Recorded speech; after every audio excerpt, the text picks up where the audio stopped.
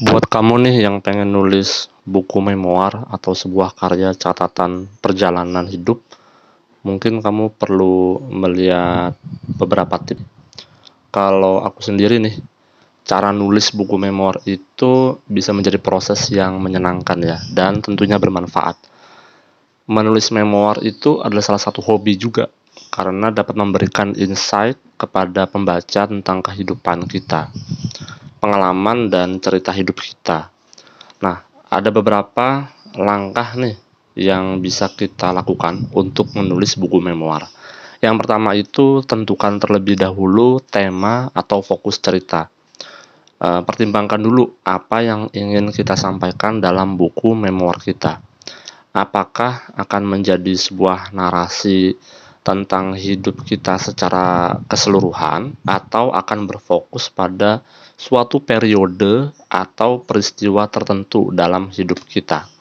Jadi tentukan topik dan fokus cerita kita dulu sebelum menulis catatan tulisan buku memoir, karena itu sangat penting. Yang kedua nih, yang tidak kalah pentingnya adalah buat outline atau kerangka cerita ya. Apa yang pengen kita tuliskan, kerangka besarnya seperti apa.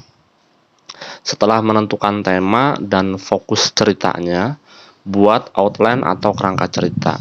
Buat daftar bab dulu atau bab-bab bagaimana cerita kita akan berkembang, karena itu akan membantu kita dalam hal pengembangan dan secara struktur juga bagus, secara sistematis. Tentukan juga nih bagaimana setiap bab itu akan berkontribusi pada tema dan fokus cerita. Nah, yang ketiga itu mulai aja menulis. Ambil pulpen, ambil kertas, atau bagi yang punya komputer atau laptop bisa memakai laptop itu. Tetapi ketika menulis jangan menggunakan fungsi backspace ya, atau mengedit atau pengen menghapus kata-kata yang sudah kita tuliskan. Sebab itu akan menjadikan kita itu tidak berfokus pada pengembangan ide-ide cerita. Mulailah menulis bab-bab dalam outline yang telah kita buat. Mulai itu dengan bab pertama atau bab yang menurut kita merasa paling nyaman untuk menulis. Sebab jangan khawatir ya tentang tata bahasa atau kesalahan penulisan pada awalnya. Yang terpenting itu adalah mulai menulis. Walaupun satu hari itu hanya setengah lembar A4, ukuran kertas A4 itu tidak masalah. Tetapi kalau dikonsistenkan terus-menerus itu akan menjadi sebuah buku nanti. Dan yang keempat, gunakan detail dan deskripsi ya yang kaya. Memoir itu menjadi lebih menarik ketika terdapat detail atau deskripsi yang kaya.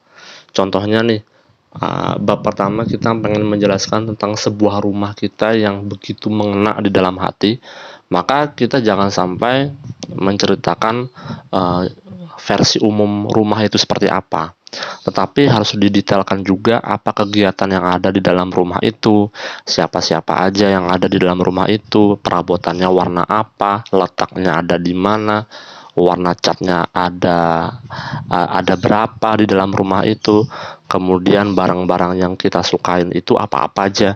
Nah, itu dideskripsikan secara kaya di dalam sebuah bab. Itu tujuannya agar pembaca dapat merasa seperti mereka hadir di dalam cerita itu. Apalagi kalau pembaca itu merasa hadir di dalam sebuah cerita atau dalam sebuah tulisan itu, nah itu artinya tulisan Anda bagus. Nah, yang kelima itu jangan takut ya untuk membahas kesulitan atau rintangan. Memoir itu dapat menjadi pengalaman emosional, dan terkadang membahas kesulitan atau rintangan lah dalam hidup dapat menjadi bagian yang sulit untuk dibahas. Namun, justru membahas hal ini akan membuat buku memoir kita menjadi lebih menginspirasi dan autentik. Nah, yang keenam itu edit dan revisi. Setelah menyelesaikan draft pertama, periksa dulu dan edit kembali tulisan kita. Perhatikan dulu kesalahan tata bahasa dan struktur kalimat yang tidak benar.